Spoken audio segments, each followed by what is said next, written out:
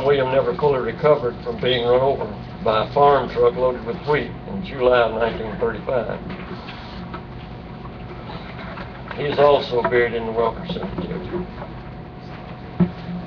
April 6, 1937, the second wife of John William Jr., Hortense Smith Welker, died at the age of 74. By this time, Walter Welker, my dad, was the only sibling left at home. I recall during my childhood that Dad had a cousin by the name of Brown Smith. Brown had an F-20 4-mile tractor. He and Dad would trade work. He would break and disc the creek bottoms. Dad, in return, would take his team of mules and with a 2-row planter would plant Brown's corn. In those days, Dad grew about 30 acres of corn and about 2 acres of tobacco. He would cut hay off some of the hilltop land. He also raised hogs, several head of cattle. Mom always had a bunch of chickens. Living in the country, you almost had to be self-sufficient. We raised or grew most all of our food. Since there was no refrigeration, canning was the method of preserving food for the winter months. We were fortunate in that E.P. Sparkman had a general store about 2.5 miles from us. There we could buy flour, sugar, salt, and coffee, and other items such as soda, baking powder, and spices. In this same general area, Ryan Ellis ran a grist mill. We would take our own corn and have it ground into cornmeal. Sometime during 1939, the rural electric program reached our part of the country. Dixon Electric came through and signed people up for electricity. I recall Dad signed up to pay $1 per month. He also had to give a right-of-way for the power line to cross his farm. It was after World War II that we were able to get an electric refrigerator. I know most of you are old enough to remember that during the war there was no appliances to be bought, so it was after the war before you could buy anything. May 23rd, 1939, Mary Elizabeth Welker, the fourth child, and a daughter, Walter and Pearl, was stillborn. In the early 40s, World War II broke out and the United States got involved. Many young men, including 2 of my mother's brothers, went off to war. Sometime during the early 40s, the Kraft Company built a cheese plant in McEwen, Tennessee. They come through the country signing up people to sell milk. Mother and Dad milked several cows by hand at that time. Then in 1943, tragedy struck. Bill, my only living brother, died of Rocky Mountain spotted fever. His was one of the first cases in this part of the country. Dr. Atkins was the family doctor. He treated Bill for about a week. He finally admitted that he didn't know what was wrong. And he advised Mother and Dad to take him to Vanderbilt. At Vanderbilt, he was diagnosed with Rocky Mountain spotted fever. Mother and Dad were told that there was nothing they could do. They would try to keep him comfortable as possible until the fever took his life. Bill died July 15, 1943, 2 days after his 8th birthday. I entered the 4th grade at Yellow Creek in the fall of 1943. During that year, I came down with appendicitis and went out of school for several weeks. I ended up repeating the 4th grade. I finished grade school at Yellow Creek in the spring of 1949. In the fall of 1949, I entered the 9th grade at Houston County High. While there, I played basketball and graduated from Houston County High May 8, 1953. Mom and Dad were not educated people, but they had high hopes for me. They wanted me to go to college, but they didn't have the means nor the money to send me, so I'd have to work my way through. So upon graduation, I went to Detroit, Michigan, and worked for General Motors building transmissions. I saved my money, returned home in the fall to start college at Austin Peay State. I worked at odd jobs through the school year. The next summer, I worked construction in Clarksville. The next summer, I went back to Michigan and helped build more transmissions. The last 2 years of college, I drove a school bus for the Montgomery County school system. I graduated from Austin Peay in the spring of 1957 with a BS degree in secondary education. Upon graduation, I was hired by the Houston County school system. However, my teaching career was short-lived.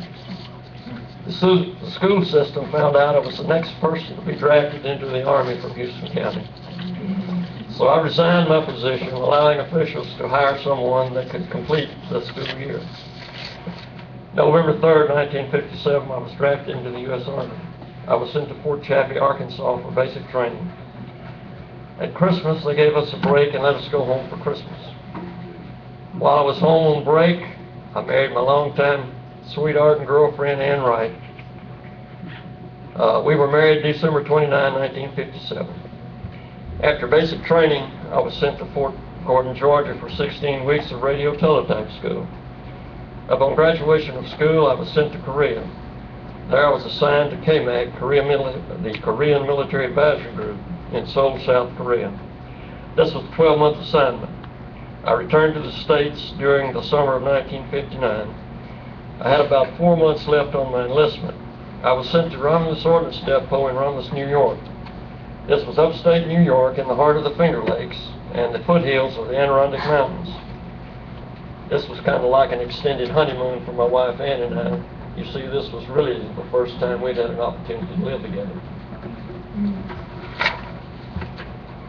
November 1959, I was discharged and we returned to Tennessee. At that time, the steel industry had been on strike since August. I looked everywhere for work. I went to Nashville and filled out applications at all the factories in Nashville that I knew of. No one would talk to me about work, so I re-enlisted in the Army for 3 more years. I was sent to Fort Sill, Oklahoma for 8 weeks of fire direction school. I graduated top of the class, so I was sent to the Missile Division of the Artillery Board at Fort Bliss, Texas. We were at Fort Bliss for approximately 1 year. While there, our first child, a son, Timothy Scott Welker, was born September 12, 1960.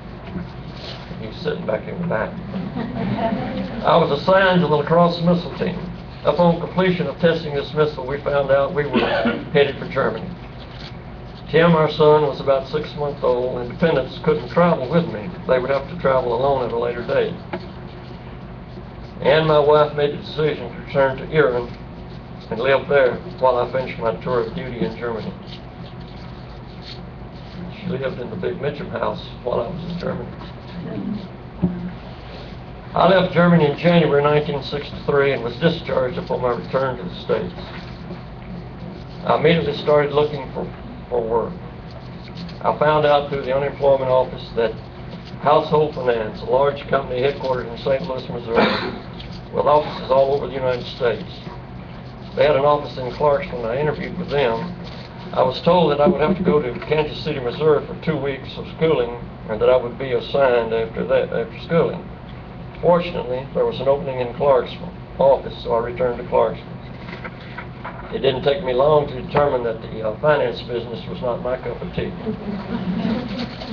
I had a college classmate working at Train Company. I had talked to him and asked him to let me know if there were any openings at Train. He was a buyer for Train and mentioned me to his boss, the materials manager. He had my friend who advised me to come out and put in an application. The materials manager met me at Train on a Saturday. After the interview, I was offered a position in warehouse control, which I accepted. November 26, 1963, our second child, a daughter, Lorianne Welker, was born. I waited until just before Christmas to give Household Finance notice that I was quitting. I offered 2 weeks' notice, but being the finance business, they let me leave right away. Train was closed for the holidays, so I reported for work January 2nd, 1964. I don't suppose I'm any different to any other teenager that grew up on a farm. You know, a lot of hard work goes on the farm. So I made myself a promise, if I ever got away, I'd never come back. But after crossing both oceans on a ship, spending much time in many of the states, I realized there was no place like home. The land has a way of latching onto you and drawing you back to it. At this time, I began giving Dad as much help as I could on the farm. I spent most Saturdays and many holidays helping Dad on the farm. Sometime during 1967, I talked to Dad about buying some cattle of my own. Dad was concerned about whether we had enough pasture to support more cattle. I assured him that I would help develop more pasture. So sometime during that year, I purchased 6 registered Black Angus cows along with a calf of their size. When all of Dad's siblings were at home, they cultivated the creek bottoms along with all the hill land. As all the boys left home and my dad was left to farm the entire farm, time didn't allow him to continue cultivating the bottom land and all the hills, so the hill land began to grow up with briars and bushes. Late fall 1967. This is a topographical map. I've got the hillside highlighted when I started.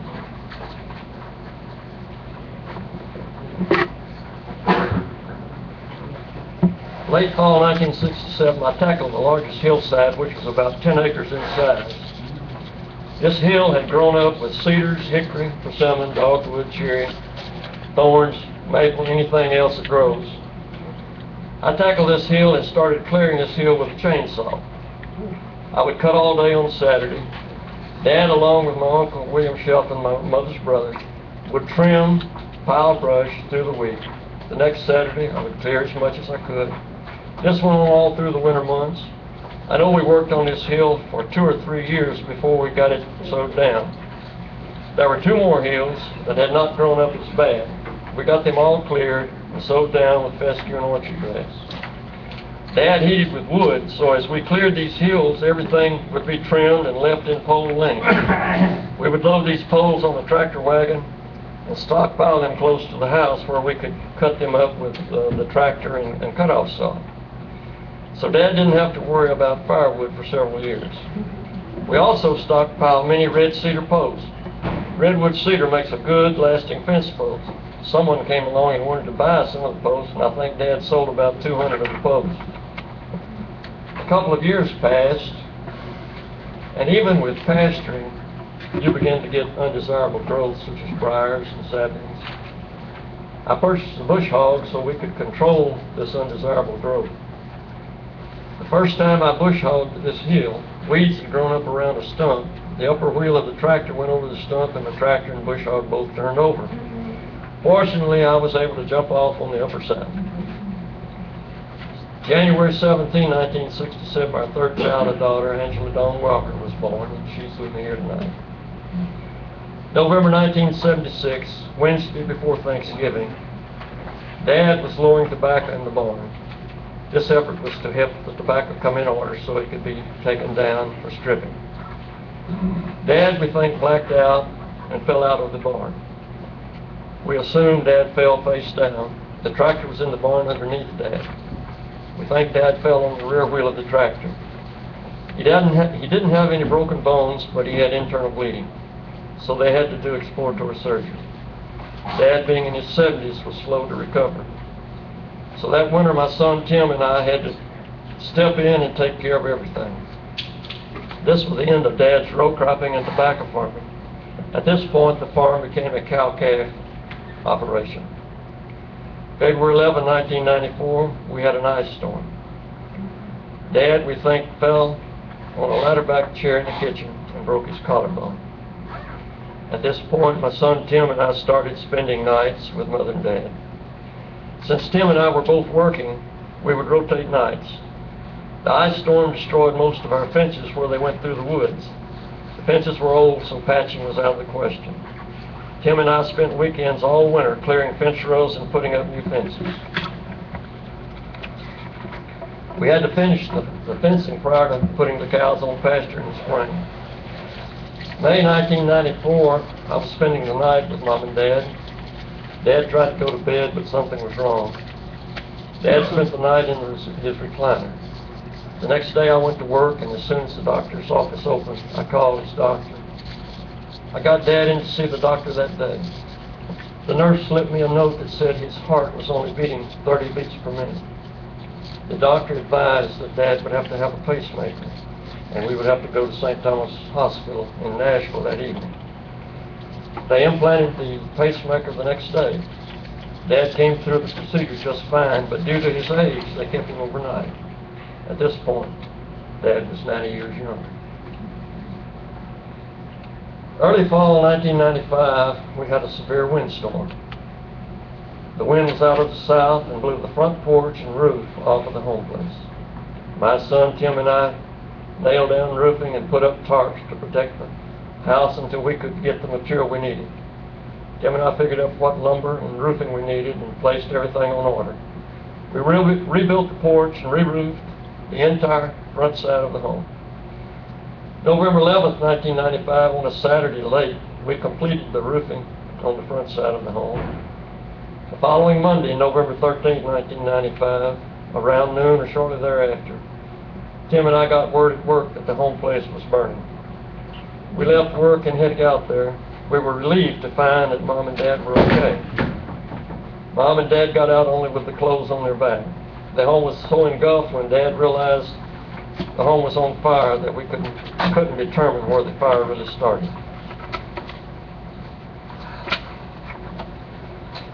I moved Mom and Dad in with me. We already had furniture in the basement, so we purchased a bed and fixed the basements for Mom and Dad. January 1998, I retired from train company with 34 years of service. All 34 years were spent in the materials department. Expediter to buyer, to supervisor, to purchasing manager, to purchase material inventory management. March 15th, 2001, Dad fell and broke his hip. He had hip replacement surgery on Saturday, March 17th, 2001. He came through the surgery fine. He seemed to be doing well on Sunday, but his kidneys had already begun to fail. Monday, he went into a coma and passed away about 7 p.m., March 19th, 2001, at the age of 97. Mom lived almost another year. Mother had battled dementia for many years. About 1997, Mom had a light stroke. She was unable to speak after the stroke. So this made caring for Mom even more difficult. We think Mom died from pneumonia at the age of 91 on March 1, 2002. The farm continues today as a cow-calf operation. All the bottoms and heels are sowed down, cutting hay off the creek bottoms and pasturing all the hill land. The farm supports about 30 mother cows and calves. Now, I've told you a story tonight, but if the Welker Hills could talk, I just wonder what kind of story we could hear. From the American Indians roaming those hills, to the Civil War, to 9 boys growing up on that farm, I'm sure we'd have a different story. Thank you.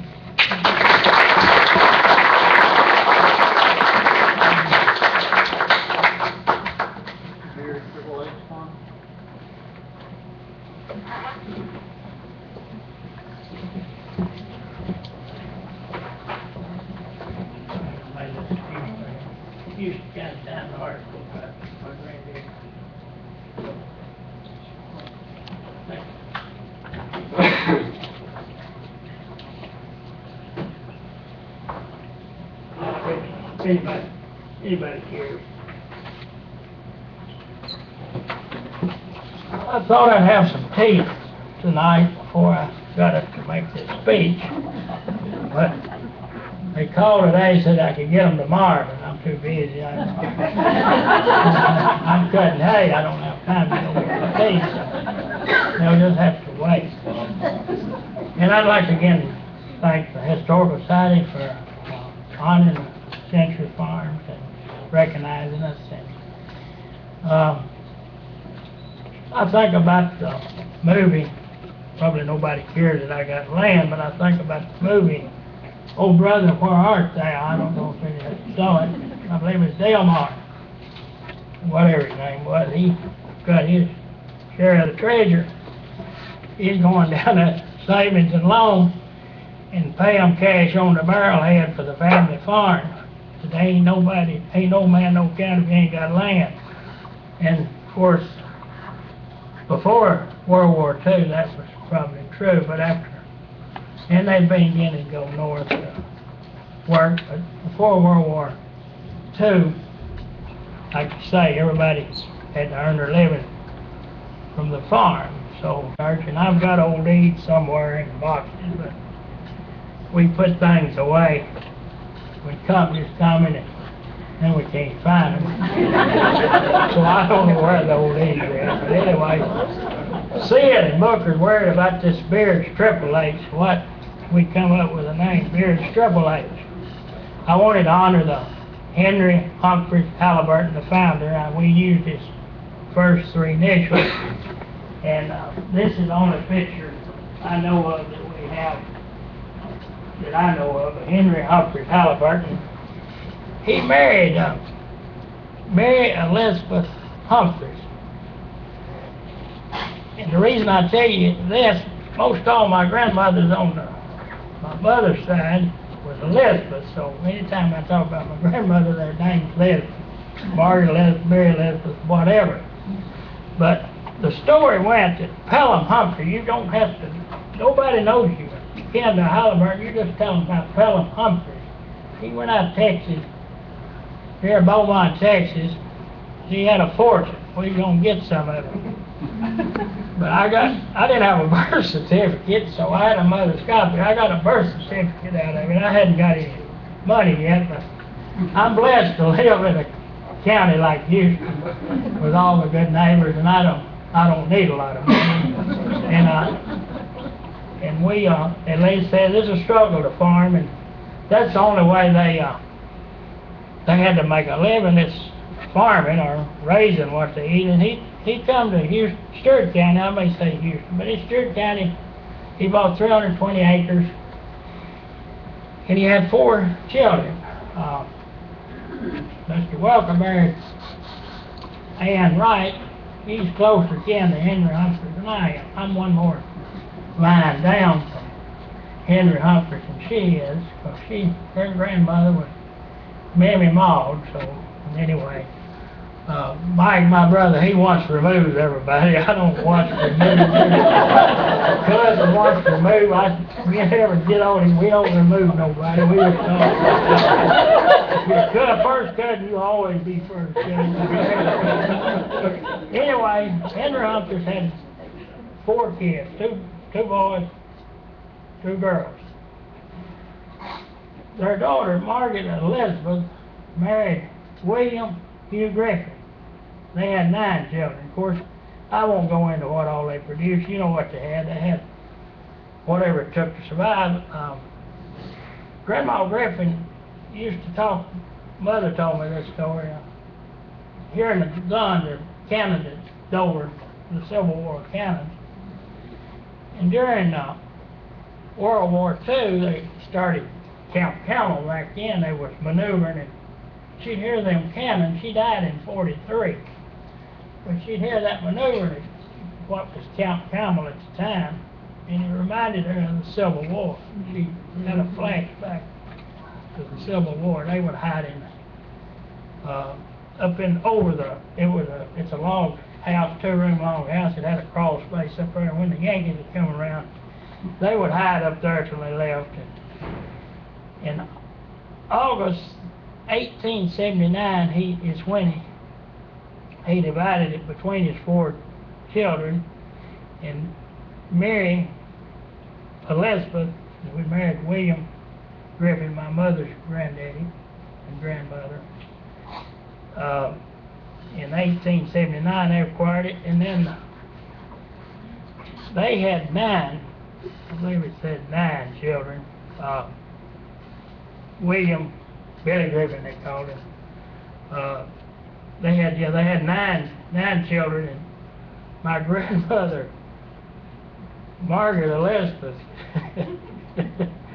Lizzie they called her, she inherited, they moved there in 1915. They had 2 daughters, Eunice O'Neill and Nanny Ether. Everybody knows Jamie and Sam and Polly. Ether was their mother, sister to my mother. After Pappy died in 59, grandmother stayed on there till she died in 81, and Ether sold her part to my mother in August of 1981. So my mother married Eunice Parchment. I don't believe I told who. My grandmother married Guy Parchment, Guy Preston Parchment. They married in 1905. And it was divided, it's around 20 acres. They got an 80-acre tract with a home place. And of course, Guy Preston Parchment, he started a grocery. Well, he started a grist mill on the banks there of Brazos Creek. And it's a newspaper article, 1982, Houston County Times. They told about the store, and the building was still standing at the time. And he started out with a grist mill, but so goes, you know, everybody comes to the grist mill, they need a few items, and the store business picked up, so he continued to run the store though. Sometimes I think it says in the 40s, he had a stroke. He never did have electricity, he had a stroke trying to light the lamp. Mr. George Nolan, we called him one-legged George. He got his leg wounded in World War I. And I've got a newspaper article I've got to turn in to you about Mr. George Nolan. I didn't know he was a hero, but he was wounded in World War I, and I found a newspaper article that I guess my grandmother kept. And I've got a little box of several of them. I need to come here. I keep putting it off to the archives, and what you need and what you don't. But anyway, he run the store for a while, and I think the best Christmas I ever had, they shot firecrackers at Christmas. When I was a kid, I don't know when they started shooting them, the 4th of July, but well, I didn't really like to shoot them 4th of July, but I was little, but they bought all he had. I guess Mr. George was running the store then, so we shot firecrackers till they run out down there at the store. It was right down below my grandmother's house, and of course, I'm not going to tell you what Jamie and Sam done to one of the girls.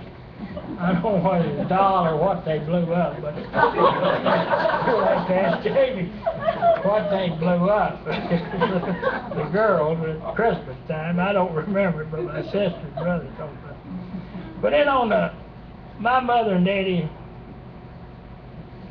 was 10 of us, and it's kind of hard to get 9 brothers and sisters to sign a place over to without putting it up for auction, you know. And I'd like to recognize Miss Esther Rozelle. It's kind of hard for 2 to not put it up for auction. Miss Esther sold her part to my mother, kept it in the family. But on Mother's death in 1996, I purchased the farm. Mother's will stated what I would pay for it. Of course, they all had to sign it, and they agreed to it. And I purchased it in 1996. And my wife, Sue, she earned some of the money. She can't make it farming.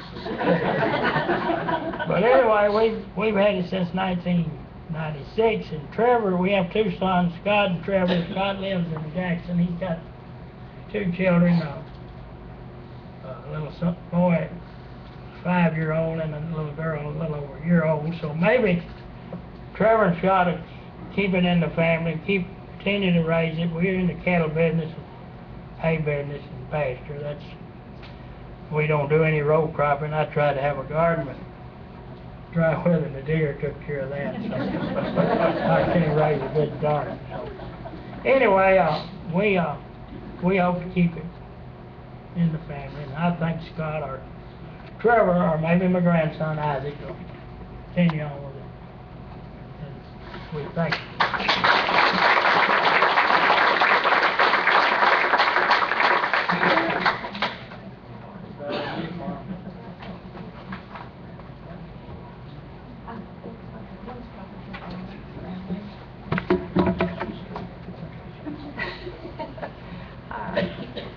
My name's Sonetta Dixon Mallory James. Had to throw that Dixon in there. And the farm is Valley View Farm. And most of the information I'll be giving you today about the land purchase of the farm was done by research from my husband, who passed away a few years ago. He was big into genealogy, and he had a ball with the Dixon family. When he found out, Suzanne my sister had done some genealogy, and she already had the deed to the farm that was purchased in 1803. Russ did land research and found out where each part of the farm came from. But what Suzanne and Russ discovered was in 1792, a fellow named David Wilson was assigning for a 1,000-acre tract of land that was in then what was called Tennessee County of North Carolina. The land was originally a land grant to a man named Thomas Harris for his service as an officer in the Continental Line of the North Carolina during the Revolutionary War. The 1,000-acre tract was a perfect rectangle. Then in 1800, David Wilson sold 300 acres to Hezekiah Barr and an additional 300 acres to James Barr, and we think these were probably brothers. Hezekiah lived on his land, but Russ could find no record whatsoever that James Barr ever lived on the land. In 1803, David Wilson sold 150 acres to Hugh Dixon, my ancestor. Then in 1804, Hezekiah Barr sold 157 acres of his 300 to a man named Aaron James, who was also a Revolutionary War veteran from Pennsylvania. And then 3 years later, Hezekiah Barr sold the remaining 143 acres of his original 300 acres to Hugh Dixon, my ancestor. In about 1827, Enos James, who was the son of Aaron James, he bought the 300 acres that James Barr had bought originally, but never lived there.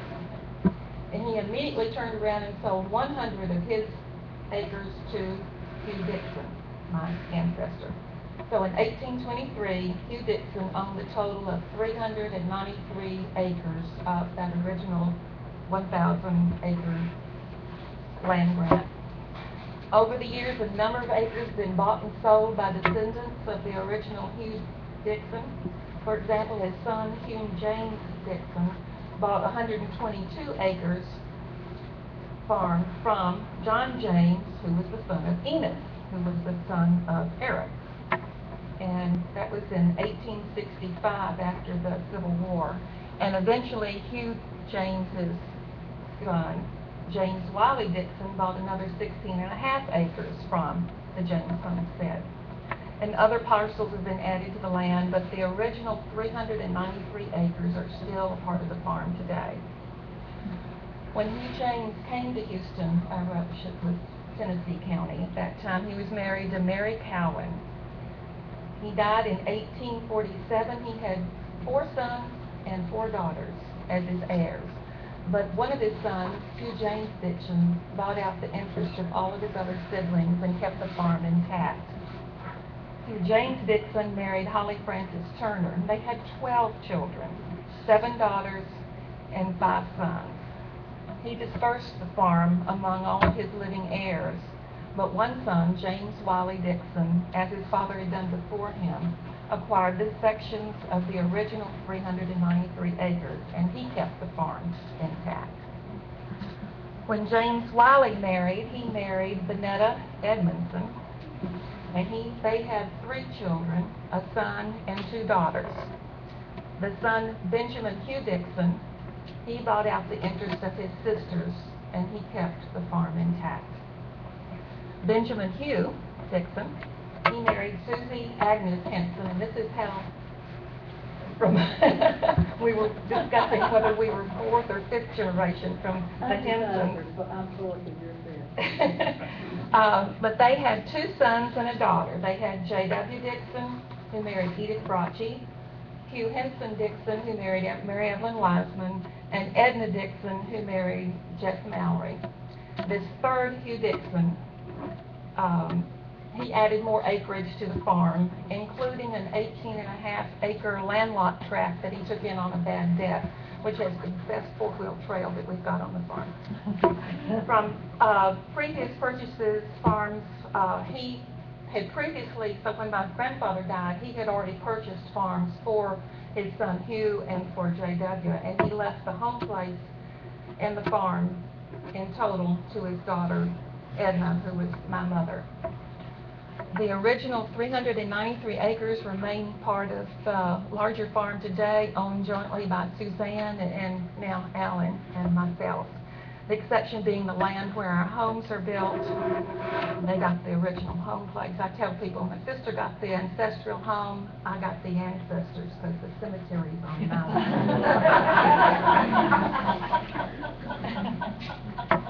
We're not sure their origin of the name Valley View Farms, but we believe it started in 1939. The Dixon home place was the first home in Houston County to have electricity. And Mr. Welker mentioned that TVA came in with the electricity, and they wanted to encourage other people to put electricities in their home.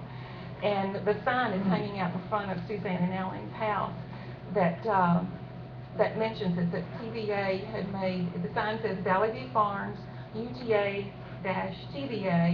Test Demonstration Home and Farm, and the year is 1939. And also Valley View is the name that my uncle Hugh Dixon used when he was raising and showing walking horses through the 40s up through the early 60s. So that's why we named the farm Valley View.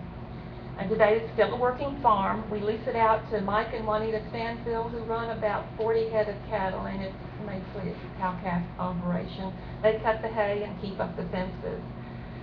In 2004, our two families, we planted a small vineyard on a hillside between the two houses.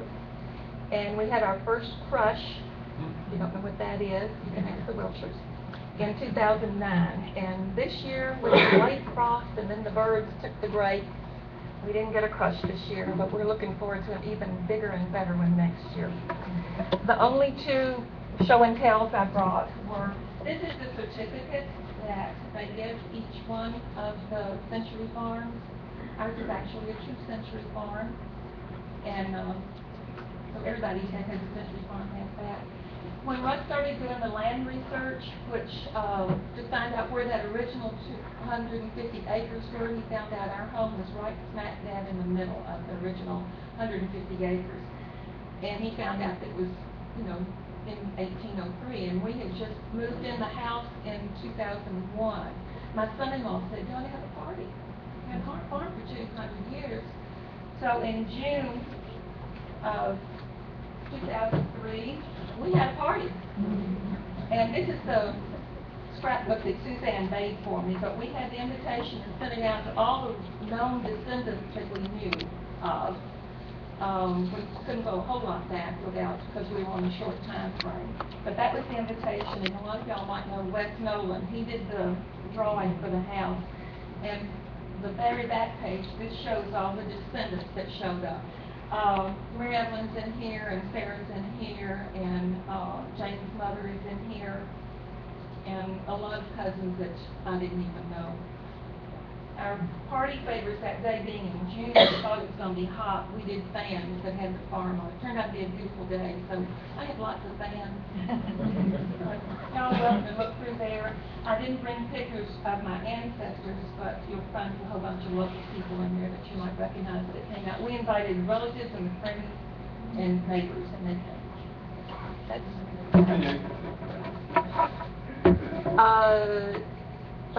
Don't ask me that. It's either 670 or 770. It's 670 acres.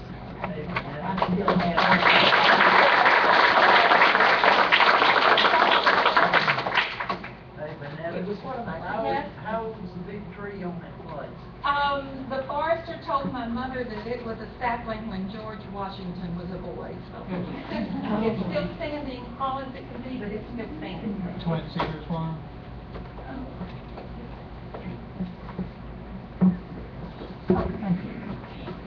Oh, I'm Jane Newman, and I'm Bernetta District Attorney.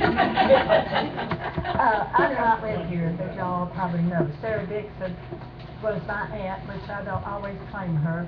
Robert Usry was my father. He was one of the Usrys on the Yellow Creek end of Houston County, and Marilyn Dixon was my mother. It was a brother to Margaret. Pardon? Brother to Margaret. Yes, you're exactly right. She and Sarah both taught at Houston County High School. Yeah, so I'm kin to any Usry in Middle Tennessee, and any Dixon. And, anyway, the original people on this farm were James and Martha Henson.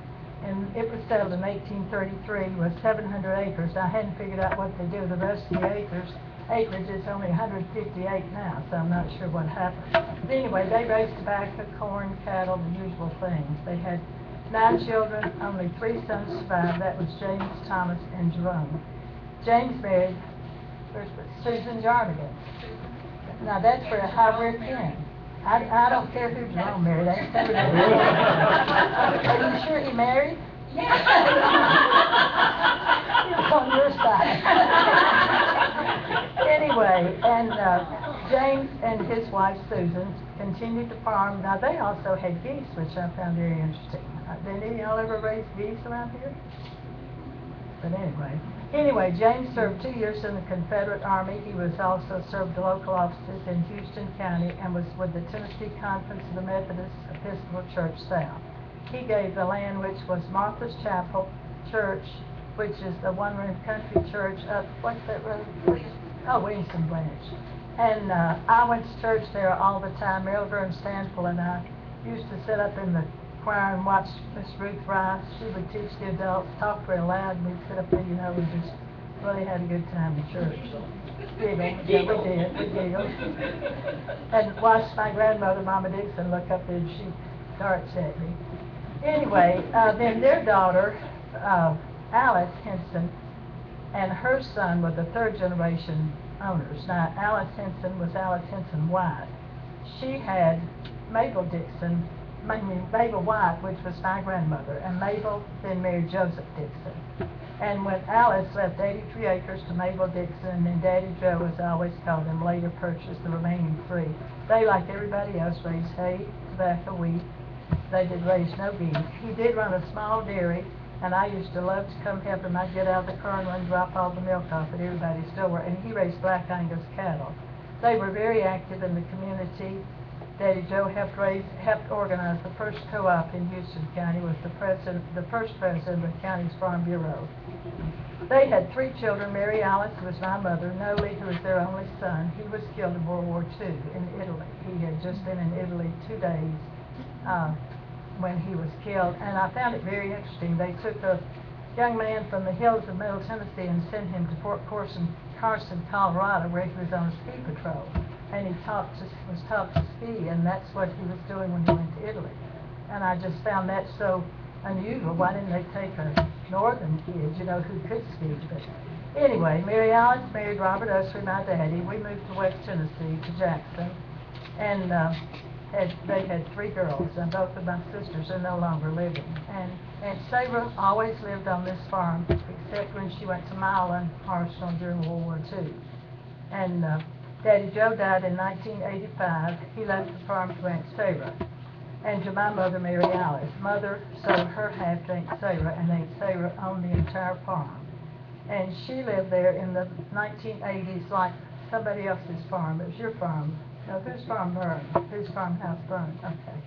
That's what happened to Aunt Sarah's. The farmhouse burned to the ground, and Van Leer would not come, or Dixon County, because she was 4 miles over the county line.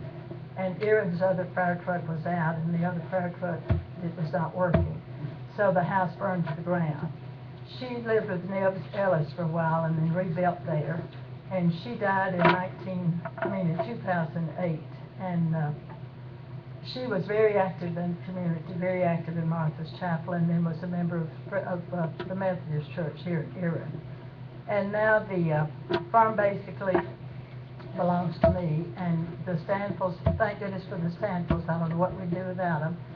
Daniel Stanfield and his wife live on the farm now and rent the farmhouse, and he takes care of the farm, and some of the Stanfields do raise some hay, and so it's basically still there, 158 acres. It was a great place. I spent every summer here, and Miller and Stanfield and I used to go swimming in the creek, and then we'd walk up to Wiley Warden's store and get a nickel of Coke and a bag of peanuts, dump the peanuts in the Coke, and then we'd sit on the side of the bridge and holler at everybody that came across the bridge. And you know, you couldn't do that now. If 2 girls did that now, you'd probably be thrown in jail.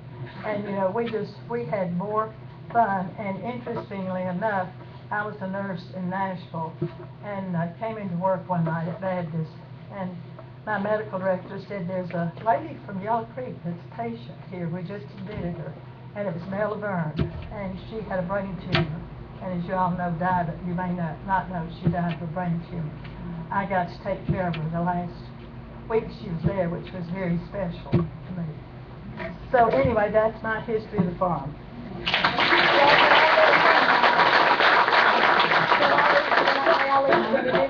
May I lead the benediction?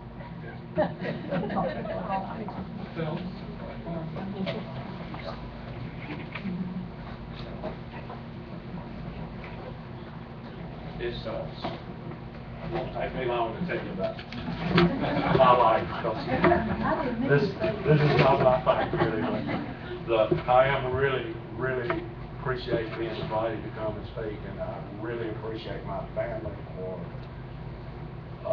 allowing me to buy the farm at way below market price, and just to keep it in the family, and I hope I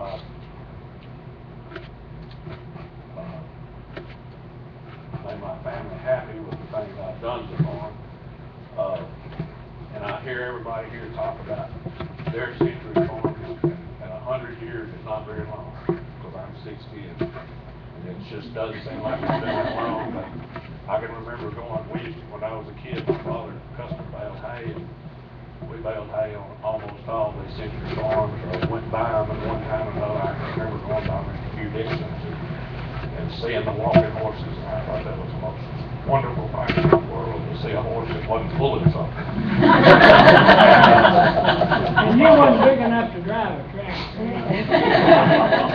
And going by Terry Beard's house and seeing Mr. Trabb, anytime you went by Mr. Trabb, he'd land on that hoe rail in the tobacco patch, and he would watch you go all the way back on a tractor, so it'd take forever. Mr. Pete Lewis's store, Mr. Wally Ward's store, and a few years ago, I laid a water line across Mr. Welker's farm, so it's all, the Century Farm is just been a wonderful thing for me, and something I'm very proud to have. There's lots of Century Farms in Houston County that are not represented, and I hope those people will get on the list. But my family farm came through the Parchmans. My great-grandmother was a Parchman, and she married a Carey, and my grandmother was a Carey, and she was a sister to Mr. John Carson's mother, and a sister to Miss Elizabeth Carey's mother, so it father, and so our farm, my grandmother inherited 30 acres off of the Carey farm, which was a small part of the Parchman farm at that time. It's located out at Pete Lewis's store. The original farm, the Carey part of the farm, started Miss Elizabeth Carey's place, and my grandmother was at the far end of the place. And my son and I, we own 17 acres of that original farm. And my grandfather, Z.C. Phelps, and that was his name, Z.C. Z. Z.C. He bought the L. Warden place, which was Deborah Stanfield's great-grandfather. And I'd always heard of the L. Warden place. My family, we still call it the Warden place. I had no idea that it was connected to Deborah. And I ran into her a few years ago at this restaurant, and she told me that L. Warden was where James L. Stanfield got his name. And so it's been a lot of fun. And Brian and I, and Patricia, and like Terry Beard said, if it wasn't for Patricia, Brian and I probably wouldn't own the farm. Because it took everything we made to make a living, and Patricia made the spending money. You ever figured out how you can with me? Some way to the park. We worked on that. Yeah. There's plenty of cares in the park that they married cousins. And like Terry said, they're all named Elizabeth, Kate, I start trying to get them through my head, and there's so many of them, I can't keep the K-Dans and the K-Lees and all that stuff, but, Brian and I, we sponsor family raised horses and mules and tobacco, and a promise that I made when I was growing up, that if I ever got big enough to whip the man that whipped me with a tobacco stick, I'd never raise any more tobacco. And it's been a long time since I raised any tobacco. Brian and I raise goats now. Not a lot of money in it, but I have a big time. But it's usually spending $15,000 a year and sells for $400 worth of goats. So it's a pretty good tax deduction. Yeah, I spent more on the fee. I sold $1,100 worth of goats this year, spent $4,000 on the fee. So we're not doing too good for them. But anyway, we do have a good time, and I really appreciate y'all inviting me here. Thank you.